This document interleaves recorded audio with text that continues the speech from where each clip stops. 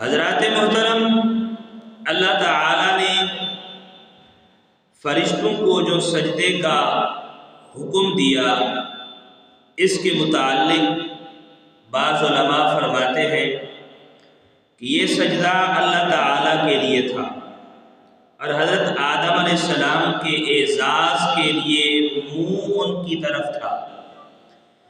جیسے کعبہ کو منہ کرنے میں ہے کہ سجدہ اللہ تعالیٰ کے لیے کیا جاتا ہے اور منہ کعبہ کی طرف ہوتا ہے، اور بعض علماء نے فرمایا کہ یہ سجدہ تعظیم و تکریم کے طور پر حضرت آدم علیہ السلام کو ہی تھا، اور یہ سجدہ باقاعدہ پیشانی زمین پر رکھنے کی صورت میں تھا، تعظیم کے طور پر صرف سر جھکانا نہ تھا۔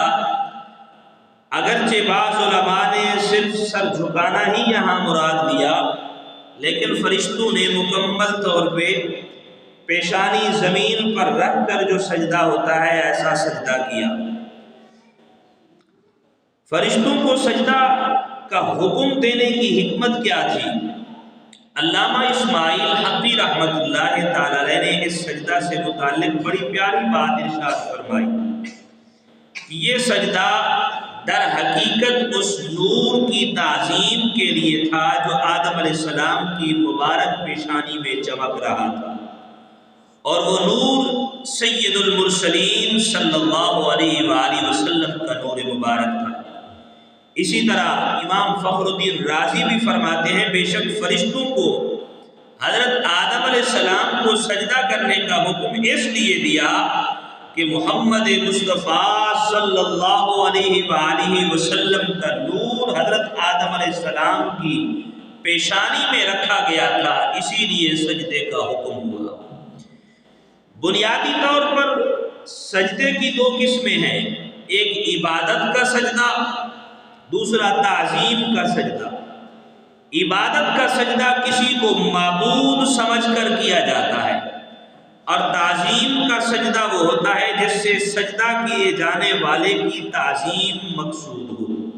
سجدہ عبادت اللہ تعالیٰ کے لیے خاص ہے، کسی اور کے لیے نہیں ہو سکتا، اور نہ ہی کسی شریعت میں یہ جائز ہوا۔ اور تعظیمی سجدہ پہلی شریعتوں میں جائز تھا، ہماری شریعت میں، شریعت محمدیہ میں یہ منسوخ کر دیا گیا، اب سجدہ تعظیمی حرام ہے۔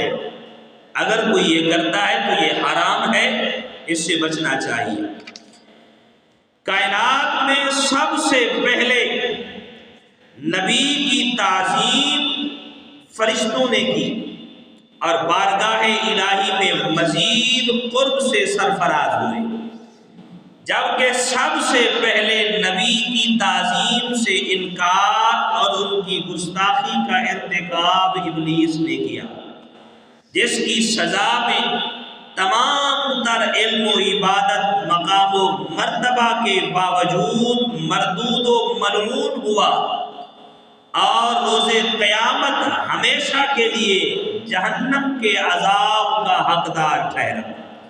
اس سے معلوم ہوا کہ نبی کی تعظیم کرنا یہ فرشتوں کا مبارک عمل ہے، جس پر عمل کرنے والا فرشتوں کی سیرت پر عمل پیرا ہے، جبکہ نبی کی بے ادبی اور گستاخی اور توہین کرنا یہ ابلیس کا کام ہے، اور گستاخ و بے ادب لوگ شیطان کے پیروکار ہیں۔ یہ مسئلہ ہمیشہ ذہن نشین رکھیں کہ نبی کی تعظیم و توقیر فرض ہے، اور ان کی ادنا سی توہین، گستاخی اور انہیں جھٹلانا یہ کفر ہے۔ اللہ تعالی ہمیں اپنے نبیوں ولیوں کا با ادب رکھے، اور بے ادبی اور بے ادبوں کی صحبت و شر سے ہم سب کو محفوظ رکھے۔ تو یہاں ایک سوال یہ پیدا ہوتا ہے کہ جب ابلیس نے اپنے عزائم کا اظہار کیا، اللہ کی بارگاہ میں جب اسے دھتکارا گیا، اسے لعین قرار دیا گیا، ملعون بنایا گیا، تو فرمایا کہ اس نے قسمیں کھا کر کہا تھا اللہ میں تیرے بندوں کے آگے پیچھے دائیں بائیں آؤں گا، ان کو راہ راست سے بھٹکاؤں گا، ان کو تیری یاد بھلاؤں گا، یہ سارے کام ہر 2 نمبر کام ان سے کرواؤں گا، گناہ کے سارے طریقے اپناؤں گا، کسی کو تیری راہ تک پہنچنے نہ دوں گا، ہاں فرمائے جو تیرے مقرب ہیں ان تک میری رسائی نہیں ہوگی۔ تو اس نے جب اپنے سارے ان عزائم کا اظہار کیا تو سوال یہ ہے کہ تو ظاہراً مصلحت کا تقاضا بھی یہ تھا کہ اسے فنا کر کے لوگوں کی گمراہی کا ذریعہ ہی ختم کر دیا جاتا، لیکن ایسا نہیں کیا گیا۔ اس کی وجہ کیا ہے؟ اس کا جواب یہ ہے کہ اگر اللہ تعالی چاہتا تو ابلیس کو فنا کر کے گمراہی کا ذریعہ ہی ختم کر دیتا اور تمام انسان مومن ہوتے اور نیک اعمال ہی کرتے، لیکن انسانوں کی پیدائش سے مقصود تو یہ تھا کہ بندوں کو خیر و شر اور نیکی اور برائی کی صلاحیت و اختیار دے کر انہیں آزمایا جائے، انہیں آزمایا جائے۔ اگر شیطان کا ہی خاتمہ کر دیا جاتا تو یہ آزمائش ہی ختم ہو جاتی۔ اس لیے اللہ تعالیٰ نے ابلیس کو فنا کرنے کے بجائے اسے مہلت اور اختیار دیا۔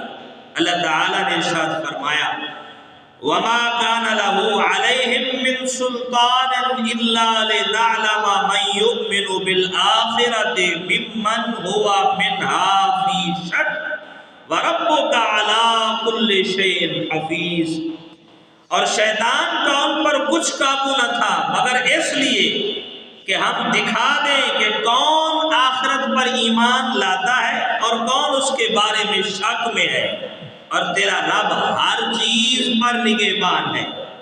تو یہ انسان کی آزمائش کے لیے یہ کیا۔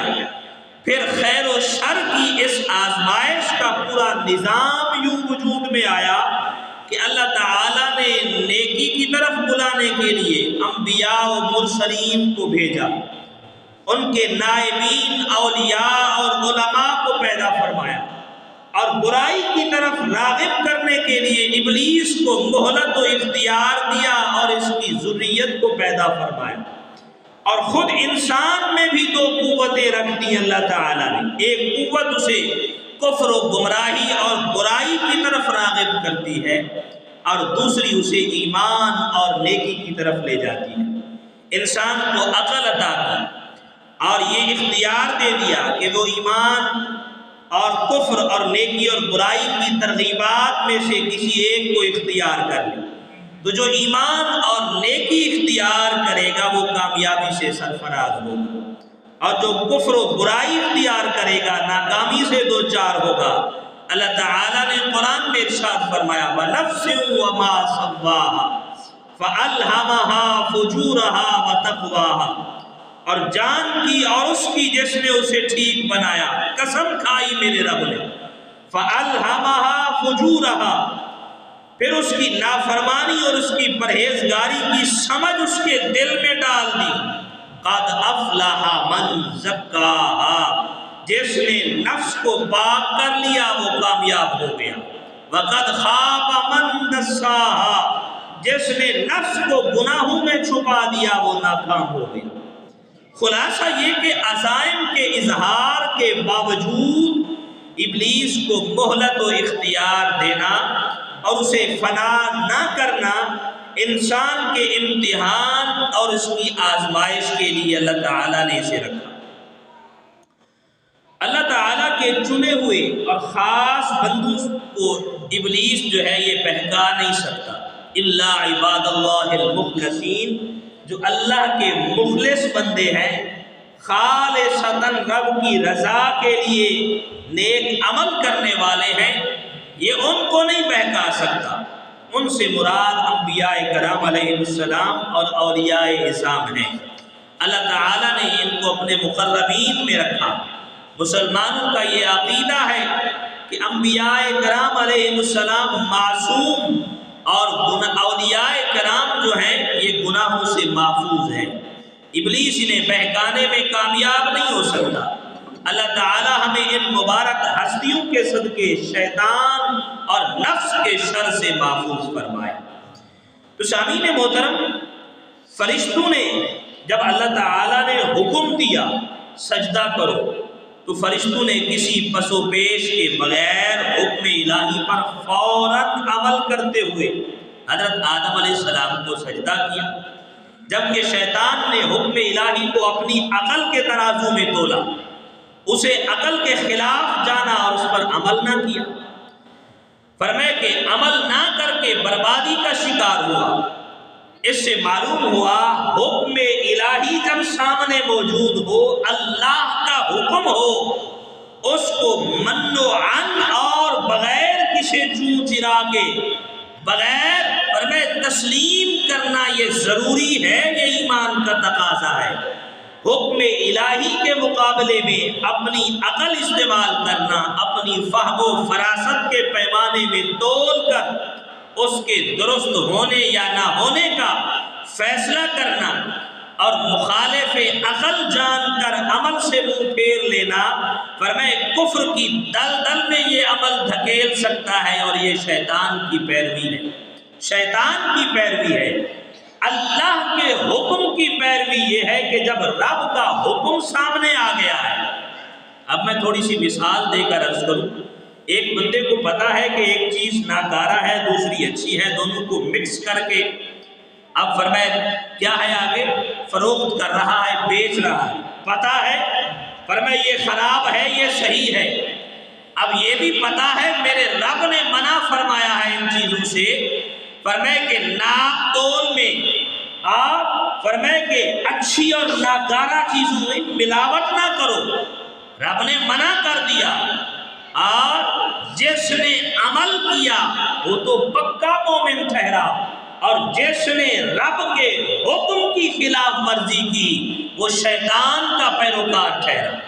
اس نے تو شیطان کے کام پہ عمل کیا، جو کام شیطان نے کیا وہی کام اس نے کیا۔ اب اللہ نے چوری کرنے سے منع کیا، اب کوئی بندہ سمجھے کہ یہ چوری کرنے سے کیا ہو جائے گا، کرتا ہے، کر لیتا ہے۔ اچھا فرمائے کہ حلال کو حرام میں ملانا، حرام کو حلال میں مکس کر دینا۔ میں مثال عرض کروں، ایسا ہوتا ہے جس طرح آج ہمارے ہاں یہ معاشرے میں یہ بڑی فرمائے عام سی بات ہے، دودھ والے دودھ میں پہلے پانی ملاتے تھے اب برف ملا دیتے ہیں۔ کہا جی دودھ خراب ہوتا ہے اس لیے 1 من دودھ کے اندر 1 من برف ڈال دی، فرق کیا رہا؟ فرق تو وہی کا وہی ہے۔ پھر یہ تو نہیں کرتے اب 100 کا لیا ہوا 50 کا دے دے، میاں ہم نے اس میں 50 کا پانی بھی ملایا ہے، اب 100 کا لیا ہوا اس میں من فرمائے کہ برف بھی ڈالی اور پھر آگے 200 کا دیا۔ یہ ہے حلال کے اندر حرام کو شامل کرنا، فرمائے اپنے رزق کو حرام کرنا، لوگوں کے ساتھ دھوکہ کرنا، جس سے میرے رب نے منع کیا ہے۔ اور ہم ہیں کہ رب کے حکم کو چھوڑ کر شیطان کے کاموں پہ عمل کر رہے، اور پھر ہم سمجھتے ہیں کہ شاید ہم رزق حلال کما رہے ہیں۔ ایسا ہرگز نہیں ہو سکتا، ایسا بھی نہیں ہے۔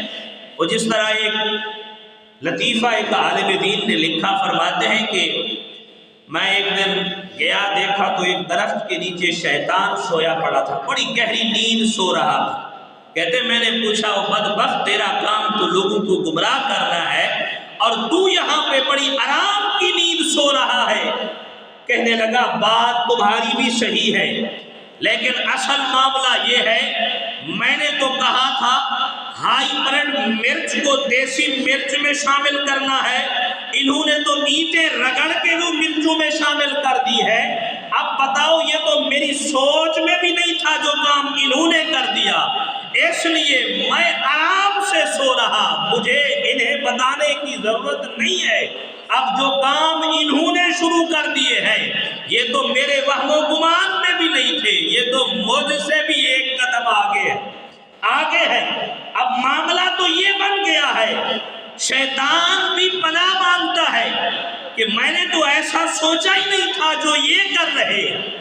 تو اب اللہ کے حکم کو سامنے رکھ کر دیکھنا یہ ہے کہ ہم رب کے احکامات پہ عمل کر رہے یا شیطان کے فرمائے طریقے پہ چل رہے ہیں، اور جو رب کے حکم کے مطابق چلے گا یقیناً کامیاب وہی ہے، دنیا میں بھی اور آخرت میں بھی۔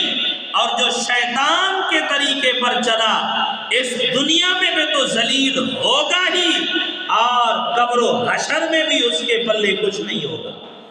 تو اس لیے فرمایا جب اللہ کا حکم سامنے موجود ہو پھر عقل کے گھوڑے دوڑانے کی ضرورت نہیں ہے۔ فرمایا رب کا حکم آ گیا ہے، اب سر کو جھکا کے حکم ماننا پڑے گا۔ فرمایا یہی ایمان کا تقاضا ہے۔ اور دوسری بات، ابلیس سے سرزد ہونے والے گناہوں میں بنیادی گناہ کیا تھا؟ تکبر تھا۔ تکبر تھا۔ حدیث پاک میں ہے تکبر حق بات کو جھٹلانے اور دوسروں کو حقیر تذلیل فرمائے کے حقیر جاننے میں ہے، کسی کو کچھ سمجھنا ہی نہ، اس کی اوقات کیا ہے، میرے سامنے بات کرتا ہے، فرمائے میں بڑا اتنا فرمائے کہ ذمہ دار ہوں اور بڑا پیسے والا ہوں، یہ تو غریب میرے سامنے آ کے، یہی تکبر ہے۔ اور تکبر کا انجام کیا ہے؟ امام الانبیاء صلی اللہ علیہ وسلم نے ارشاد فرمایا تکبر گناہ کبیرہ ہے، اور جس کے دل میں رائی کے دانے کے برابر بھی تکبر ہوگا وہ جنت میں داخل نہیں ہوگا۔ اور متکبرین کا انجام کیا ہے؟ امام الانبیاء صلی اللہ علیہ وآلہ وسلم نے ارشاد فرمایا جو دنیا میں تکبر کرتے ہیں قیامت والے دن میرا رب ان کے جسموں کو چیونٹیوں کی طرح بنا دے گا، لوگ ان کو روند کر ان کے اوپر پاؤں سے رگڑتے ہوئے اوپر سے گزر جائیں گے۔ دنیا میں تکبر کرنے والوں کا یہ انجام ہوگا۔ تو ابلیس نے یہ تکبر کیا، اور امام الانبیاء صلی اللہ علیہ وسلم نے یہ بات بتائی، اے میرے غلاموں تکبر سے بچ جاؤ، تکبر کرنا یہ ابلیس کا کام ہے۔ فرمائے ابلیس نے یہ طریقہ اختیار کیا ہے۔ اور دوسری بات، شیطان مردود کا بہت بڑا ہتھیار لمبی امیدیں دلانا ہے۔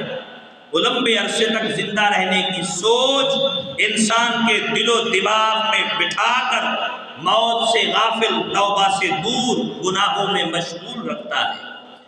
فرمائے موت بھلا دی، ابھی تو 60 سال تو تیری زندگی ہے، ابھی تو 20-25 سال گزرے ہیں، فرمائے نماز آج نہیں پڑھی یار، پڑھ لیں گے، نماز بھی پڑھ لیں گے، توبہ بھی کر لیں گے۔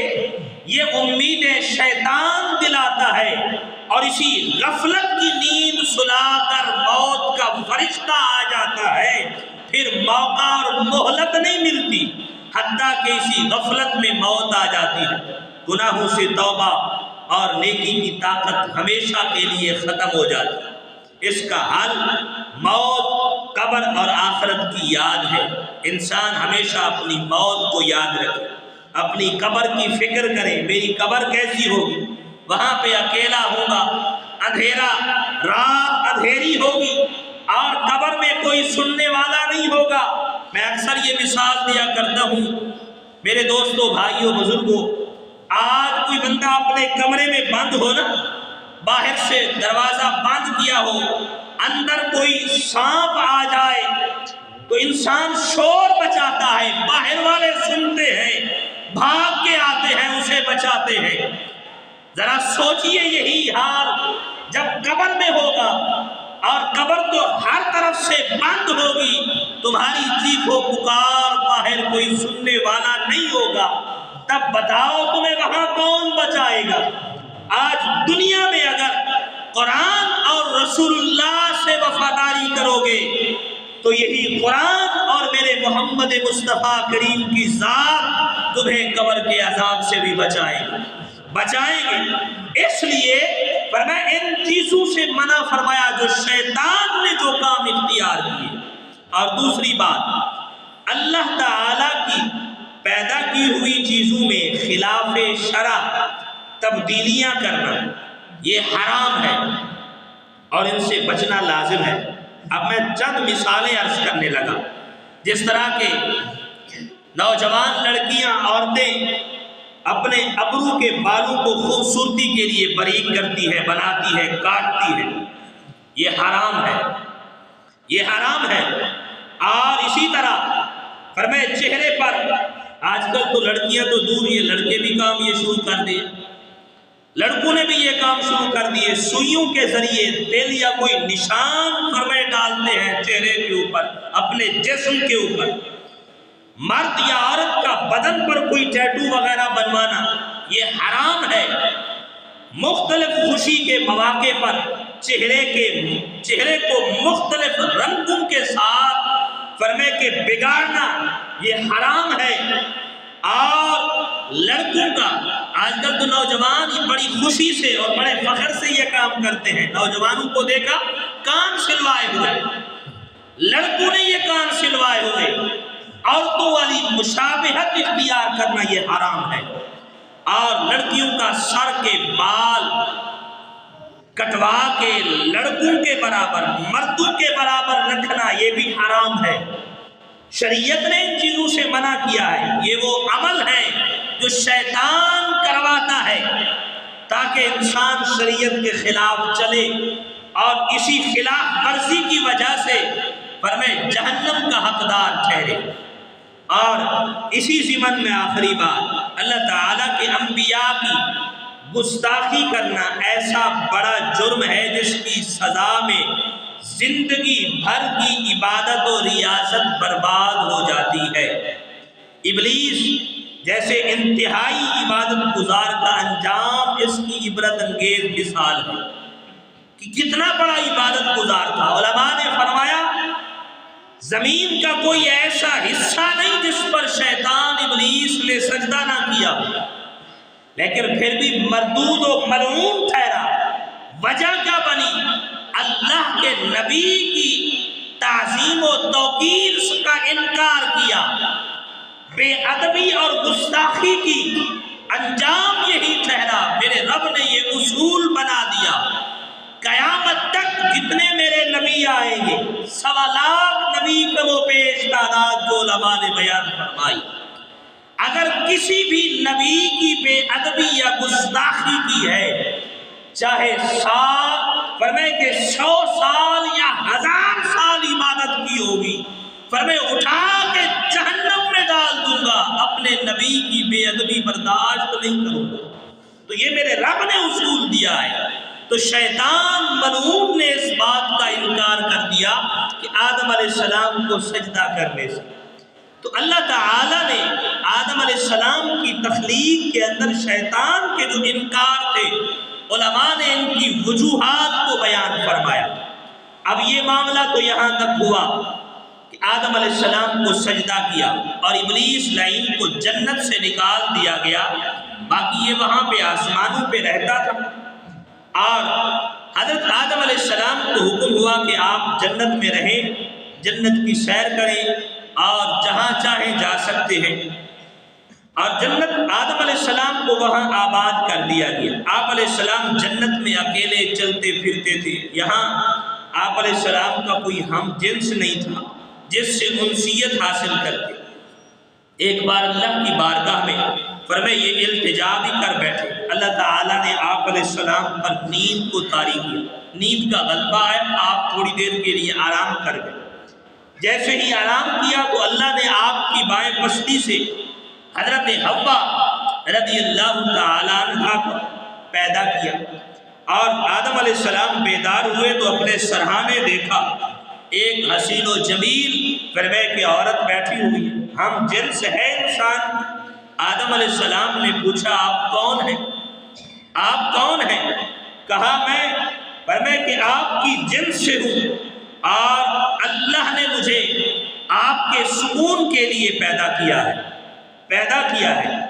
آدم علیہ السلام ایسے ہاتھ بڑھانے لگے کہ اپنا ہم جنس ہے، فرمائے ان کو ہاتھ لگا کے دیکھو تو صحیح۔ فرشتوں نے کہا اے آدم ذرا ٹھہریے، ذرا ٹھہریے، اور فرمایا کہ پہلے ان کا حق مہر ادا کیجئے، اس کے بعد آپ ان کے قریب جا سکیں گے، ان کو ہاتھ لگا سکیں گے۔ حضرت آدم علیہ السلام نے کہا ان کا حق مہر کیا ہے؟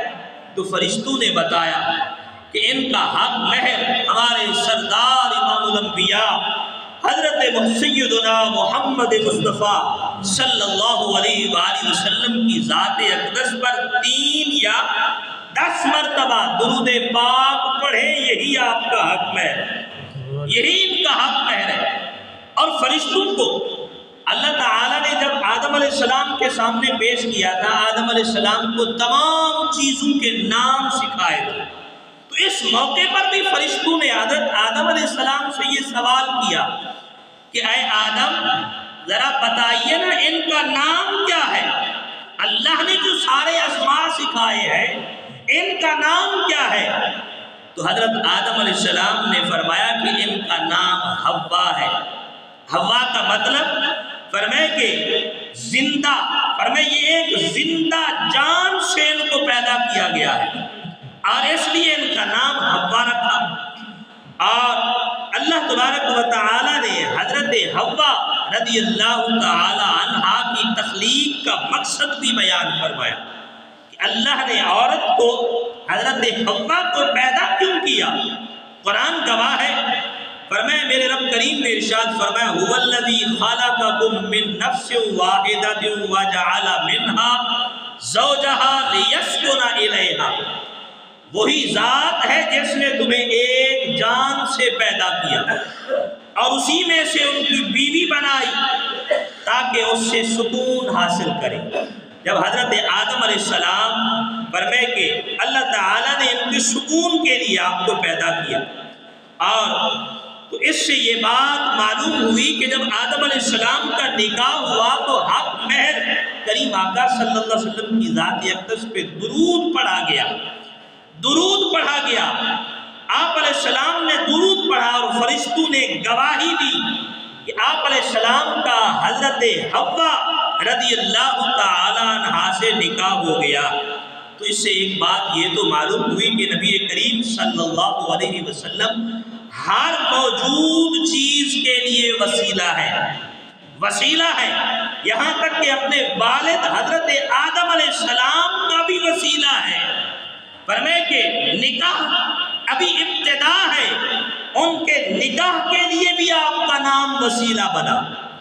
اچھا یہاں پہ ایک مسئلہ یہ بھی ذہن میں رہے، درود پاک کو حق المہر شمار کرنا یہ آدم علیہ السلام کے لیے تھا، آدم علیہ السلام کے لیے تھا۔ کوئی یہ سوال کر سکتا ہے کہ اب یہ حق مہر بنا دیا جائے، اب بجائے 10 مرتبہ کے 1000 مرتبہ درود پڑھ لے، حق مہر ادا ہونا چاہیے۔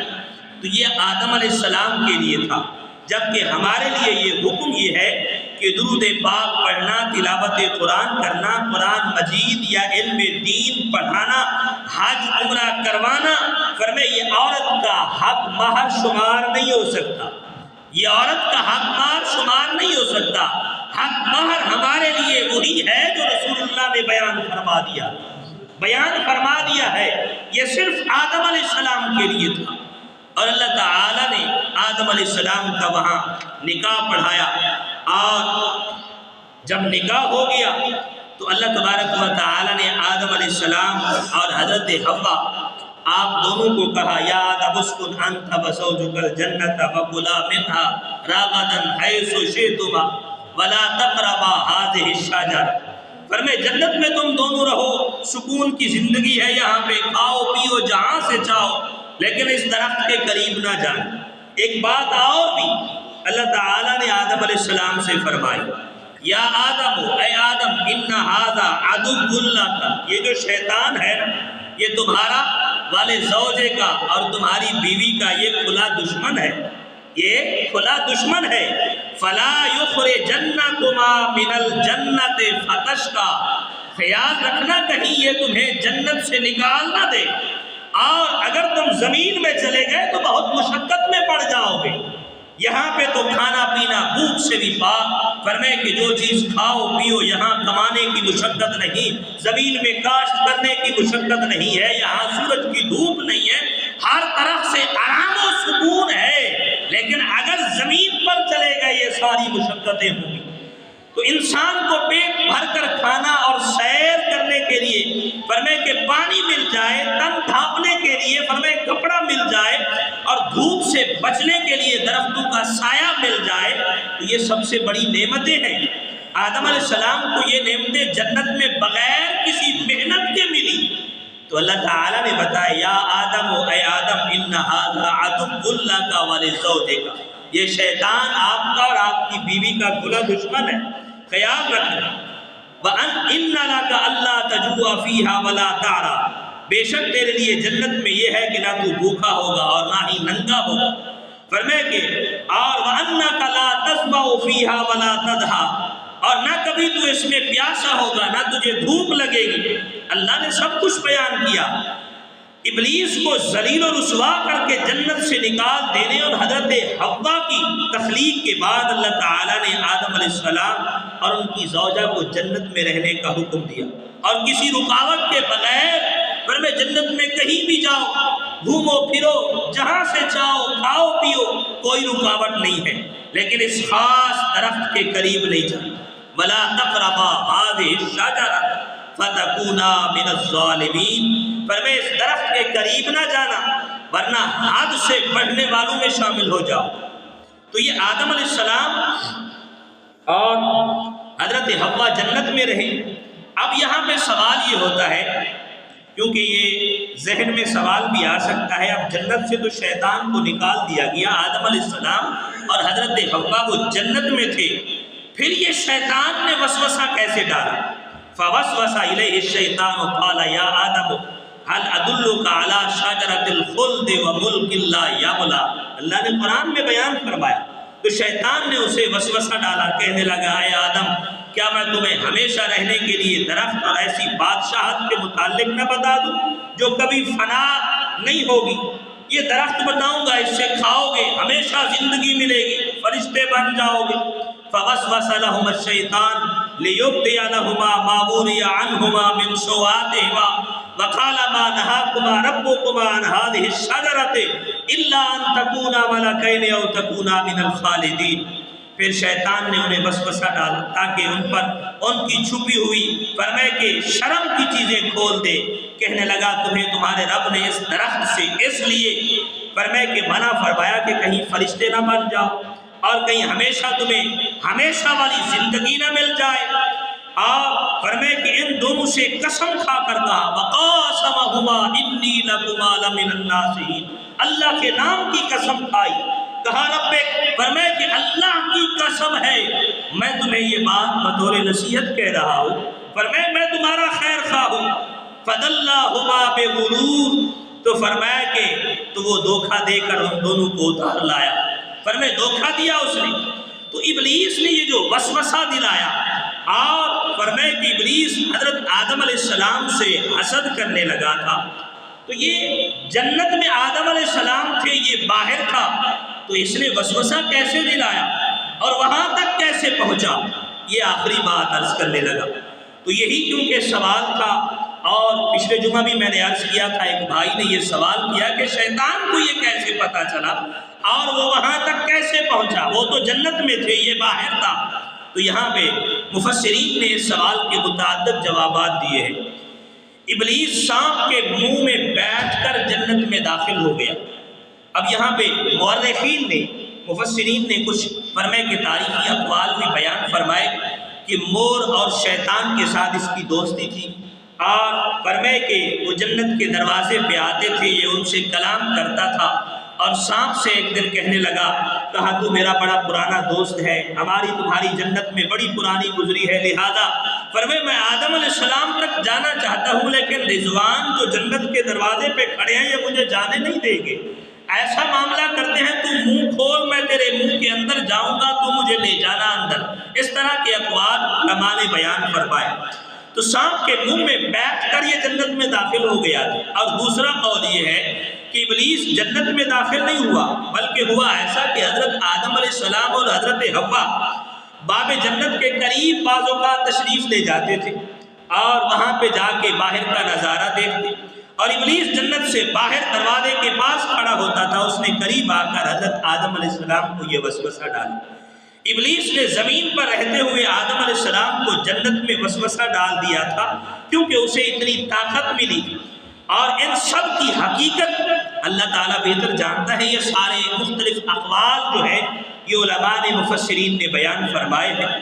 تو اللہ نے قرآن میں جو چیز بیان فرمائی ہے فوسوس لہم الشیطان، فرمائے کہ شیطان نے ان دونوں کو وسوسہ دلایا کہ یہ فرمائے درخت کھاؤ گے فرشتے بن جاؤ گے، اور اس نے جب اللہ کی قسم کھائی تو اس وقت آدم علیہ السلام کے ذہن میں یہ بات آئی کہ آپ کے دل میں اللہ کے نام کی بڑی عظمت تھی، اور کہتے تھے کوئی بندہ ایسا کوئی دنیا میں ایسا ہو بھی سکتا ہے جو اللہ کے نام کی قسم کھائے اور جھوٹ بولے؟